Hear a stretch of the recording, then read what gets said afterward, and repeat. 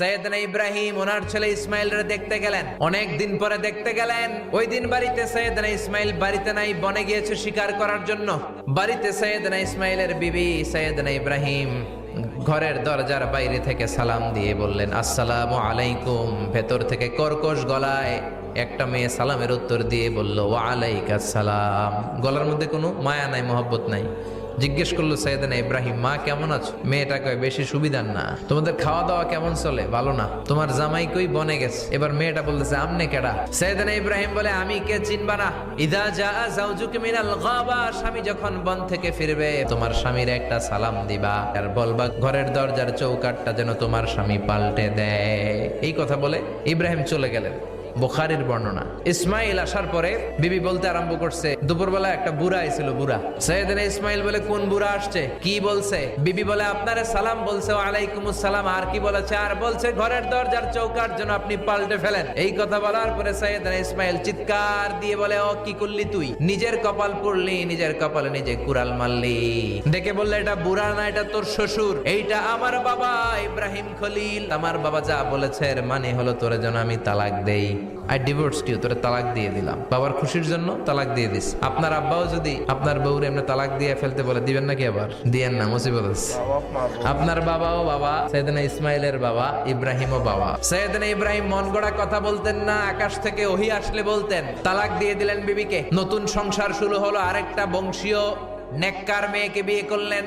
3 বছর পর সাইয়েদনা ইব্রাহিম আবার বেড়াতে আসলেন। আজকেও সাইয়েদনা ইসমাইল বাসায় নাই। সাইয়েদনা ইব্রাহিম সালাম দিলেন, আসসালামু আলাইক। এবার জাদুমাখা কণ্ঠে, কুকিল কণ্ঠে, মোলায়েম কণ্ঠে একটা মেয়ে ঘরের ভেতর থেকে বলে, ওয়া আলাইকুমুস সালাম। সাইয়েদনা ইব্রাহিম বললেন, কাইফা হালুকি ইয়া উম্মি, মা কেমন আছো? বলো বলো। মেয়েটা বলে, আলহামদুলিল্লাহি আলা কুল্লি হাল। সব অবস্থায় আলহামদুলিল্লাহ। সংসার কেমন চলে? কয় খুব ভালো। খাওয়া দাওয়ার অবস্থা কি? কয় আরো ভালো। এবার মেয়েটা বলে, কে আপনি? এই মরুভূমির মাঝখানে রৌদ্রের মধ্যে দাঁড়িয়ে দাঁড়িয়ে কথা বলেন, কেউ তো কোনোদিন আমাদের খোঁজ নিতে আসে না। কে আপনি? ঘরে আসেন। সাইয়েদনা ইব্রাহিম বলে, না, আমার পরিচয় দিব না, ঘরেও আসবো না। মেয়েটা বলে, আপনি যদি ঘরে না আসেন আমি কিন্তু রাগ করব। সুবহানাল্লাহ কোন। জোর করে ঘরে নিলেন, শরবত খাওয়ালেন, খেজুর খাওয়ালেন, রুটি খাওয়ালেন, মাংস খাওয়ালেন। সাইয়েদনা ইব্রাহিমও চোখের পানি ছেড়ে দোয়া করলেন, ও মিয়া, এটাও মাইয়া, আগেরটাও। আহা, বেশ কম আসরা নাই আছে।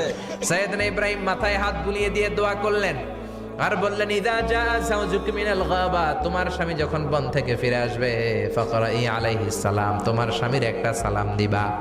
ওয়া মুরিহি আন ইউসবিতা আতাবাতা বাবিহি, আর বলবা ঘরের দরজার নতুন চৌকাঠ যেন জীবনেও না পাল্টায়। চলে গেলেন। ইসমাইল আসলেন। বিবি বলল, নুরানি চেহারা এর এক আল্লাহর ওলির মতো মুরব্বী লোক আসছিল। মুরব্বী আসছে শুনে ইসমাইল তো ভয় পেয়ে গেলেন। কিরে, আগে তো একটা ঘটনা ঘটছে, ঠিক কিনা? কেমন আচরণ করেছিস বল। বিবি বলে, আপনি ভয় পাবেন না, আমি খুব ভালো আচরণ করেছি, আপ্যায়ন করেছি। তিনিও খুশি হয়ে আমার মাথায় হাত বুলিয়ে দোয়া করে দিয়েছেন আর বলেছেন, ঘরের দরজার নতুন চৌকাঠ যেন জীবনেও আপনি না পাল্টান। সুবহানাল্লাহ। সাইয়েদনা ইসমাইল বিবিকে জড়িয়ে ধরলেন।